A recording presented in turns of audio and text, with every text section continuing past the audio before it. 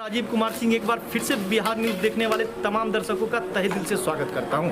जैसा कि अभी देख रहे हैं हमारे चैनल के माध्यम से हम लोग लगातार चुनावी कैंपेन चला रहे हैं, या सीधी बात या चुनावी दंगल, अलग अलग कार्यक्रम के माध्यम से हम आपके पास पहुंचते हैं और आपको दिखाते हैं कि क्या स्थिति है इस बार पंचायत चुनाव को लेकर। जैसा कि अभी देख रहे हैं सदर प्रखंड के अभी हम सारा मोहम्मद पंचायत के अंदर है, और जैसा देख रहे हैं हमारे पीछे जो आवास है ये यहाँ के भावी मुखिया उम्मीदवार है नुसरत परवीन जी, उनके आवास के अंदर चलेंगे और उनसे मिलेंगे और जानेंगे क्या एजेंडा है इस बार उनका चुनाव का। जी, तो जैसा कि हमने आपको बताया था कि हम अपने सीधी बात कार्यक्रम को आगे बढ़ाएंगे, और सबसे पहले बगल में मैम बैठे हैं, सर बैठे हैं। मैम, आप अपना परिचय देते हुए हमारे दर्शकों को बताइए कि कौन से पंचायत से और कौन से पद के लिए आप इस बार नॉमिनेशन करने का काम किए। मेरा नाम नुसरत परवीन है, मैं मुखिया पद से सारा पंचायत से नामांकन करके आई हूँ। अच्छा मैम, जैसा कि हम लोगों ने नामांकन में पता किया या इस पंचायत के कुछ जो आपके स्थानीय लोग हैं वो बताए कि आप बीएड भी की हुई हैं, अर्थात आप शिक्षा से जुड़ी हुई हैं, तो क्या कारण था? अर्थात अब कहीं ना कहीं आप एक शिक्षा के क्षेत्र में भी जा सकती थी, तो ऐसा क्या कारण था कि आपको लगा कि नहीं शायद इस पंचायत में एक मुखिया पद के उम्मीदवार आपको होना चाहिए शिक्षा क्षेत्र को छोड़? देखिए, मैं यहाँ लगभग 18-20 साल से रहती हूँ। मैं यहाँ के इस पंचायत से जुड़ी हुई हूँ, मतलब मैं यहाँ इस पंचायत में रहती हूँ, तो यहाँ की जो बुनियादी समस्याएं हैं, जो परेशानियाँ हैं, उसको मैं अच्छी तरह से समझती हूँ और जानती हूँ। और मुझे लगता है कि बहुत सी ऐसी योजनाएं आती है जो कि ज़्यादा तक पहुँच नहीं पाती है, तो मुझे लगा कि मैं इन लोगों के शायद मतलब ये मुखिया पद से लड़ करके मुखिया मतलब बन करके मैं शायद इन लोगों की मदद कर सकूँ। इसलिए मैं खुशी की है कि मैं मतलब नॉमिनेशन करके मैं इसके लिए लड़ने के तैयार हुई हूँ। क्या मुख्य एजेंडा होगा? आप इस बार चुनाव में आई हैं, पंचायत के चुनाव में आई है, और सारा मोहम्मद पंचायत से जो है मुखिया प्रतिनिधि का इस बार कैंडिडेट है। अगर मैम जनता आपको जिताती है तो क्या प्राथमिकता रहेगी? देखिए, जितनी भी मतलब योजनाएं आती है जैसे कि वो मैम, सबसे पहले हम आपसे जाने योजनाओं से पहले हम जानेंगे कि आप शिक्षा के क्षेत्र में जी, क्योंकि आप देख सकते हैं पिछले साल एक लंबा लॉकडाउन लगा, कोरोना काल रहा, उसके बाद एक बाढ़ की तरह त्रासदी आ गई, कहीं ना कहीं पूरा शिक्षा जो है वो ठप हो गया है, तो उसे आप कैसे लाइन पे लाएंगे और लोगों को, बच्चे को कैसे आप शिक्षा के क्षेत्र में आगे बढ़ाएंगे? नहीं, मैं खुद एक बीएड कर चुकी हूँ, मैं शिक्षा से जुड़ी हुई हूँ, मुझे पता है कि शिक्षा क्या महत्व है समाज में। इसलिए मैं चाहती हूँ कि यहाँ शिक्षा का स्तर इतना नीचे गिर गया है, मैं उसको बेहतर से बेहतर बनाने की कोशिश करूँगी। और जो बच्चे स्कूल तक नहीं जाते हैं, मैं उन्हें घर घर में जा करके स्कूल तक लाने की कोशिश करूँगी। और जितनी भी शिक्षा के लेकर योजनाएँ आती है, मैं उस योजनाएँ को लाऊँगी और मतलब हर घर में हर बच्चों को वहाँ तक पहुँचाऊँगी, और मैं कोशिश करूँगी कि शिक्षा बहुत ज़्यादा से ज़्यादा अच्छा बन सके। इसके लिए मैं बहुत कोशिश करूँगी और जो हो सकेगा मैं करूँगी। जी, तो जैसा कि आपने देखा हमारे बगल में भी यहाँ की मुखिया उम्मीदवार कैंडिडेट थी, और इन्होंने बड़े बेपाक ढंग से अपनी बातों को रखा है कि किस तरह चाहे वो विकास का मुद्दा हो, शिक्षा का मुद्दा हो, हर एक मुद्दा में जाके इन्होंने अपना विकास करने का काम करेंगी। अभी इनके बगल में मुखिया उम्मीदवार के पति जी बैठे हुए हैं। सबसे पहले तो सर आप अपना शुभ नाम बताएं हमारे दर्शकों को। मेरा नाम मोहम्मद शाहिद हुसैन जी। मैं अपने हमारी पत्नी नुसरत परवीन नॉमिनेशन करके आई हैं जी, ये हमारा परिचय है। क्या सर विकास, सबसे पहले तो आप हमारे दर्शकों को ये बताएं कि पिछले 5 वर्षों में आप अपने पंचायत के विकास को किस तरह देख रहे हैं? देखा जाए तो काफ़ी दिनों से विकास के नाम पे कुछ नहीं देखा, लेकिन अगर हम बात करते हैं इन 5 साल की, तो सच पूछिए 5 साल में कुछ भी नहीं हुआ। और अगर आप विकास ढूंढने जाएंगे तो आपको कहीं पे कुछ दिखेगा नहीं, बल्कि जो पहले 5 साल से पहले जो कुछ हो चुका था वो सब भी कोलैप्स कर चुका है पूरी तरह। जिसमें कैसे सर आप, अगर जनता आपको जिता के लाती है, आप जैसा कि बता रहे हैं कि पूरे पंचायत में विकास का कहीं कोई योजना नहीं सुचारू रूप से ढंग से लागू हो पाया, तो आप सब कैसे उन योजनाओं को जमीन पर उतारने का काम करेंगे? मुखिया बनने के बाद जाहिर सी बात है हम देखेंगे कि इसको करना है, योजना कहाँ से आती है। पहले तो मुखिया को ये पता होना चाहिए कि योजना निकलती कहाँ से है और पब्लिक तक पहुँचती कैसे है। लेकिन सबसे बड़ी विडम्बना है हमारे पंचायत की, पर्सनली मैं अपने पंचायत के बारे में बोल रहा हूँ कि यहाँ पर जो हमारे प्रतिनिधि हैं उनको शायद, मुझे ऐसा लगता है कि उनको ये पता ही नहीं होता है कि योजना आता कहाँ से है, इसका इम्प्लीमेंट ज़मीन पे लाया कैसे जाता है। तो इन कमी को देखते हुए तब हम लोग इस फील्ड में उतरे हैं, क्योंकि ऐसा लगा कि अगर हम लोगों को मौका मिलता है, मुझे मौका मिलता है, तो मैं पहले जो लोग कर चुके हैं मैं उससे अच्छा कर पाऊँगा इस चीज़ को ज़मीन पे अच्छी तरह से ला पाऊंगा, लोगों तक पहुंचा पाऊंगा। प्राथमिकता क्या रहेगी सर आपकी? सबसे पहली प्राथमिकता अर्थात कौन सा ऐसा काम है जिसको आप सबसे पहले शुरुआत करने का काम करना चाहेंगे?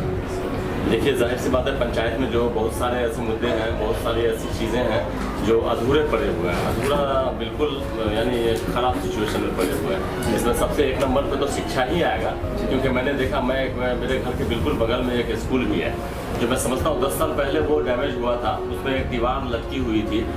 कभी भी कोई हादसा हो सकता है, लेकिन इस 10 साल में जितने भी लोग आए, प्रतिनिधि आए, देखते सब है, लेकिन किसी का ज़हन उस तरफ नहीं गया कि हम उसमें कुछ इंटरेस्ट लें, उसको तोड़ के या फिर किसी भी तरह से उसको रिपेयर करके उसको डेवलप कर सकें। ये तो एक बात हुई। दूसरी बात यह कि डेवलपमेंट का मतलब ये नहीं होता है कि सिर्फ 5 साल तक मुखिया रोड में ही लगा रहे और नाले में ही लगा रहे, और जब 5 साल पूरा हो जाए तो पता चले कि 25% भी पूरा नहीं हो पाया। इससे ऊपर उठ के भी बहुत सारे काम है पंचायत के अंदर। लोग यहाँ जितने भी प्रतिनिधि आ रहे हैं या आते हैं, मैक्सिमम लोग इसी में उलझे रहते हैं कि इंदिरा आवास कैसे मिलेगा, उसमें से कमीशन कैसे आएगा, अगर कोई रिलीफ फंड आया जैसे अभी कोरोना में, अभी बाढ़ में, ये सब का, उसमें कमीशन कैसे ऊपर होगा, इसी के डिस्ट्रीब्यूशन में, इसी के बंटवारे में लोग लगे रहते हैं। और 5 साल गुजर जाता है, उनको पता ही नहीं चलता है, बस इसी तरह से समय बर्बाद हो जाता है। जी सर, जैसा कि अभी आपने बताया, वही चीज़ हम भी आपसे पूछना चाह रहे थे कि कहीं ना कहीं योजनाएं जो है वो तो पंचायत में आती है, लेकिन वो धरातल पे नहीं उतर पाती, अर्थात बीच में जो कहीं ना कहीं एक बिचौलिया का जो एक बड़ा सा सर गैंग है, वो सारी योजनाओं को कहीं और ले जाती है।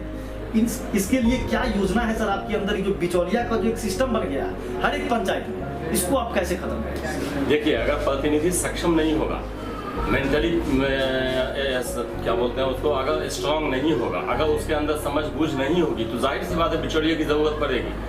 अगर बिचौलिया को ख़त्म करना है तो फिर जनता को चाहिए कि वो प्रतिनिधि ऐसा लाए जो परिपक्व हो, सेल्फ डिसीजन लेने वाला हो, अपने, और जो भी योजनाएं आती है उससे, गवर्नमेंट से जो योजना निकलती है उससे लाकर धरातल तक पहुंचाने का काम कर सके।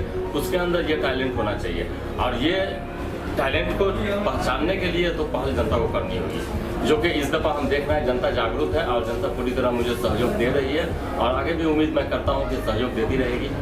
अच्छा मैम, आप फिर से हम आपके पास आएंगे और आपसे जानना चाहेंगे कि आप एक महिला है, कैंडिडेट है, यहाँ की शिक्षित भी है, महिला सशक्तिकरण को आप कैसे देखते हैं अपने पंचायत में, और क्या करना चाहेंगे इस क्षेत्र में आप?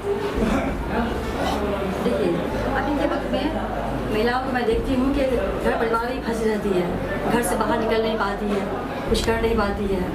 तो मैं चाहती हूँ कि महिलाएं भी कुछ कर सकती है और शिक्षित होकर के पुरुषों का हाथ पकड़ा सकती है, इसलिए मैं चाहूँगी कि हर महिला शिक्षित हो।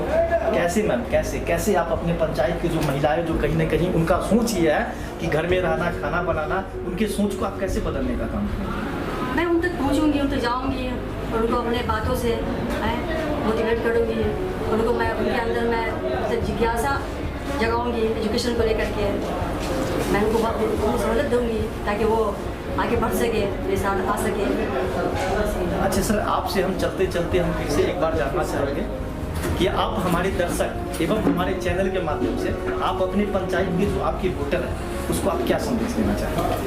देखिए, वोटर को तो मैं यही कहना चाहूँगा, अपने तरफ से पर्सनली एक संदेश देना चाहूँगा कि अगर डिसीजन ले तो पक्का डिसीजन ले, कोई भूल न कर। 5 साल में एक मौका मिलता है जिसमें वोटर हमारे जाति समीकरण में, सामाजिक समीकरण, यानी इस तरह की जो बंटवारे की जो मतलब स्थिति है उसमें फंस कर रह जाते हैं, उलझ कर रह जाते हैं, और अंत में स्थिति वहीं पर जाकर रुकती है जहाँ पे पहले से होता हुआ है।